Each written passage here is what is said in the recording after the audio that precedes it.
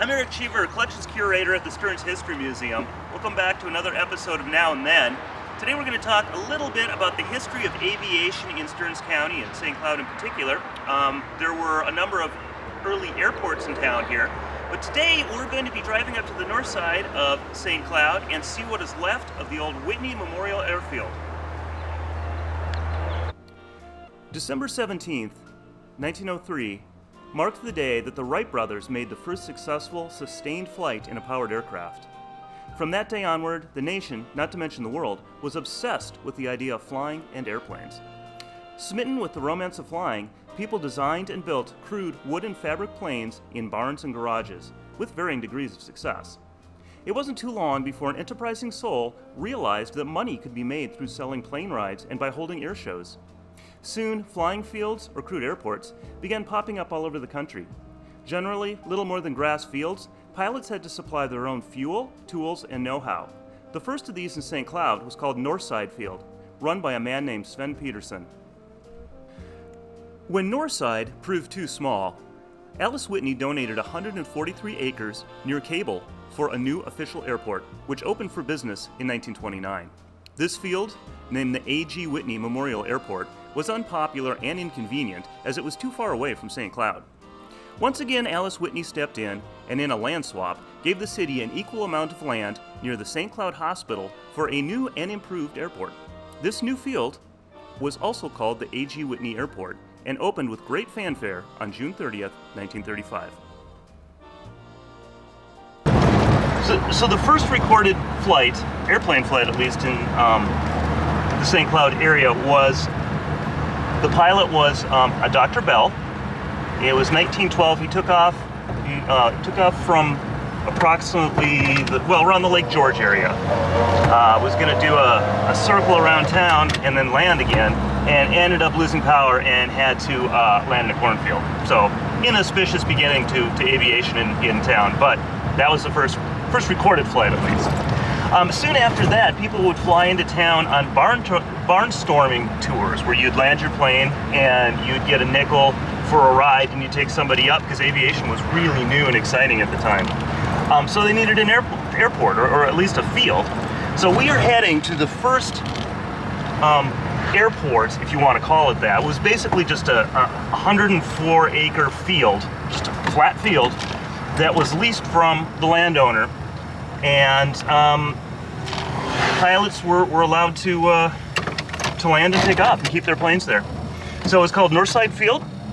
It was on centered approximately 11th and 25th Avenue North, and we're going to be heading there right now. Well, this used to be the Northside Airfield. It was 104 acres of field with airplanes. It's changed a little bit in the last 100 years, but here we are. So one of the coolest things about the Whitney Airport, we're just at the entrance of it.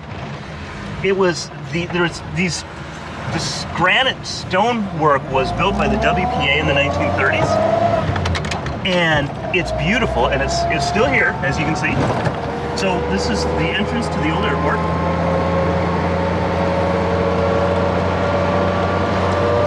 Relatively unchanged. A lot of development, of course, but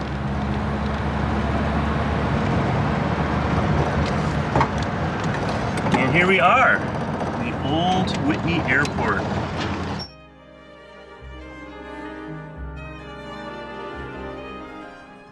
For the first few years, Whitney Airport had very few amenities. Things began to change in 1938 with the arrival of B.J. Vandre. Vandre signed a lease with the city, whereby Whitney became a municipal airport, and construction of hangars and maintenance facilities began soon after. Whitney Airport took on a very important role as war clouds began to form. Vandre operated Van's Air Service, which, among other things, trained new pilots through the civilian pilot training program. With the coming of World War II, the need for military pilots became a national priority. St. Cloud State was chosen to host the War Service Training Program and then the Army Air Force Training Program. The War Service Training Program taught glider pilots, many of whom flew into France on D-Day. Flight training for these men was held at Whitney, which became a very busy place. Although most of the students and pilots were men, there were a number of women who earned their wings at Whitney and went on to fly with the Wasps or become flight instructors. Among these were Joan Treptowski and Kay McEnroe. Vandre built a new main hangar and admin building, which included a restaurant, in 1945. Vans continued to operate at Whitney for the next 20 or so years until the city decided that the site was too small and built a new airport east of St. Cloud. Whitney was closed in 1972, and Vandre was forced to move his business to Winona. Since the closing of the airport, much of the land has been sold to developers, but a good portion was set aside as a city park and sports center.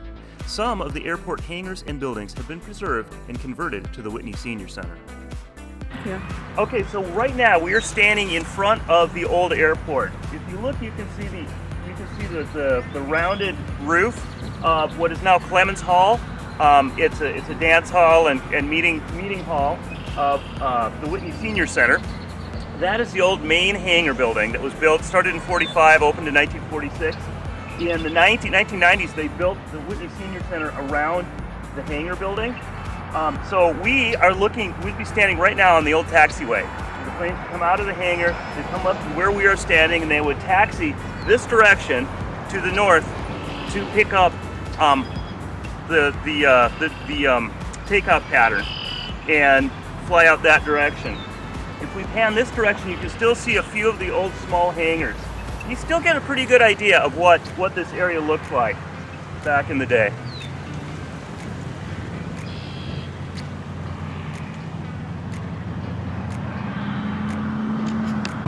Alrighty, so we're heading on over to see if we can find some of the original runways.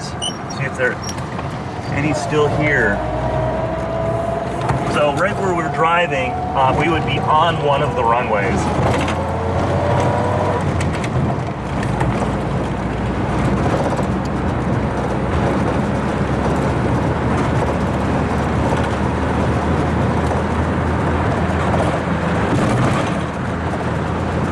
Let's see. I think we just drove by a chunk of the original asphalt. Let's go see if we can access it here.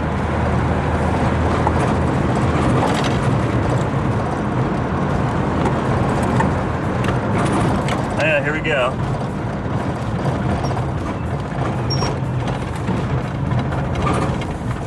There is the runway, right there. Let's do this.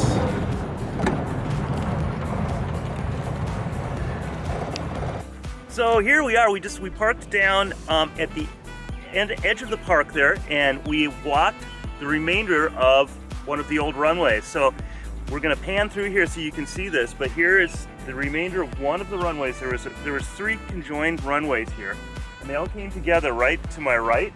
We're going to walk down there in a second and check that out. But if you look in the distance, you can see the YMCA, and right past that is the old Whitney Airport, which is now the Whitney Senior Center, which was built around one of the original old hangars. So that's the airport right there, and we are on the runway area.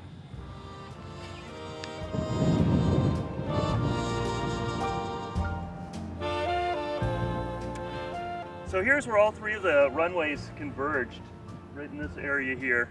You can still get a pretty good feel for how it probably looked.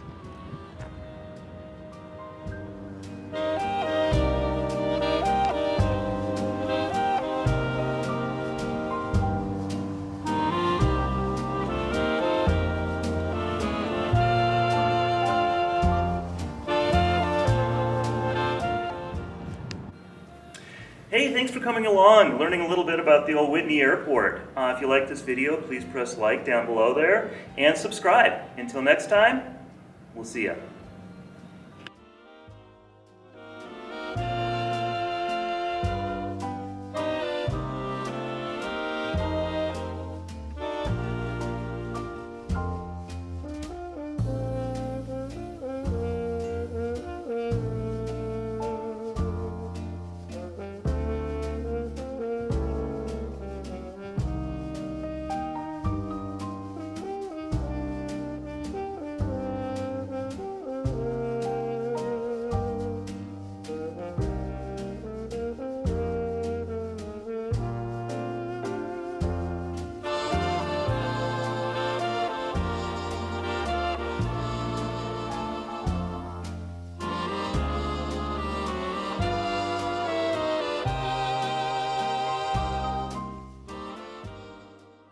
Join us as we go check out the old Whitney Airfield in North St. Paul.